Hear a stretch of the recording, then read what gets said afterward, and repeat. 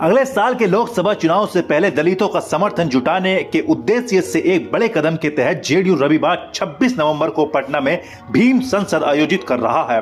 कार्यक्रम के प्रभारी नेताओं ने कहा कि सभा में 1 लाख से अधिक लोग जुट चुके हैं। यह बिहार के मुख्यमंत्री नीतीश कुमार के नेतृत्व के लिए एक बड़ा गेम चेंजर होगा।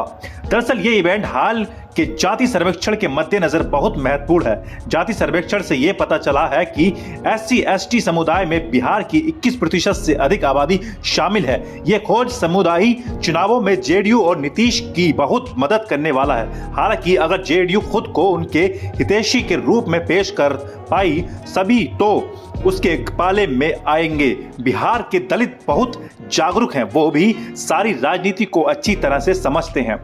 जातीय सर्वे आने के अगले ही दिन सीएम नीतीश की कैबिनेट ने राज्य आरक्षण सीमा को 60 से बढ़ाकर 75% कर दिया। इस घोषणा का न सिर्फ ओबीसी ने बल्कि दलितों ने भी स्वागत किया था।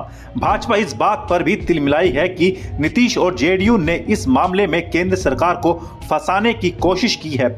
बिहार सरकार ने बढ़े हुए आरक्षण को संविधान की 9वीं में शामिल करने के लिए मोदी सरकार को प्रस्ताव भी भेज दिया। अगर 2024 के चुनाव तक मोदी सरकार इसे शामिल नहीं करती है तो नीतीश भाजपा को कटघरे में खड़ा करने की कोई कोशिश नहीं छोड़ेंगे।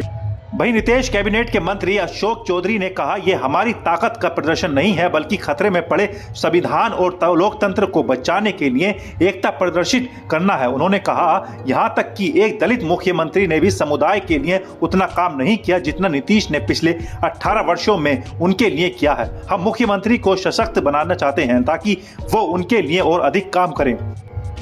वहीं पिछले महीने नीतीश ने अपने आवास पर भीम संसद रथों को हरी झंडी दिखाई थी। इस कदम को चुनाव से पहले दलित और दलित समुदायों तक पहुंचाने के प्रयास के रूप में देखा जा रहा है। इसके साथ ही नीतीश खुद को ओबीसी के चैंपियन के तौर पर भी पेश करने की कोशिश कर रहे हैं। जेडीयू का मुकाबला करने के लिए भाजपा विभिन्न जाति समूहों पर टारगेट आउटरीच कार्यक्रम भी आयोजित कर रही है। ऊंची जाति के भूमिहार मतदाताओं पर अपनी पकड़ मजबूत करने के लिए इसने सबसे पहले स्वामी सहजानंद जयंती का आयोजन किया। इस महीने की शुरुआत में पार्टी ने राजनीतिक रूप से महत्वपूर्ण यादवों तक पहुंचने के लिए यदुवंशी सम्मेलन आयोजित किया था।